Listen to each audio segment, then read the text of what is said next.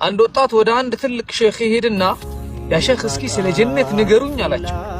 ስለ ጀነት እየነገራችሁኝ እኔ ልጓጓ እስኪ በጀነት አጓጉኝ አላቸው። አንድ አጂብ የሆነ ንግግር ተናገሩ። ቃል ፊሃ ረሱሉላህ ዐለይሂ ሰላቱ ወሰላም ነቢ ሙሐመድ ዐለይሂ ሰላቱ ወሰላም ውስጧ አሉ አሉት። ከፋ እንዲህ ሲዘዋወሩ ታያቸዋለህ አሉት። ለዚህ ነው አላህ ሱብሓነሁ ወተዓላ የጀነት ሰዎች ጀነት ከገቡ በኋላ ይሰበስባቸውና አንድን የግርማ ሞገስ ንግግር ይናገራሉ። እነ ሃዛ ለሪዝቁና ይህ የሰጠናችሁ ነገር የሚያማምሩት ነገሮች በእጃችሁ ያለው እኮ የእኛ ሲሳይ ነው ይላል አላህ። የእኛ ሪዝቅ ከእኛ ዘንድ የሆነን ሪዝቅ ነው የሰጠናችሁ።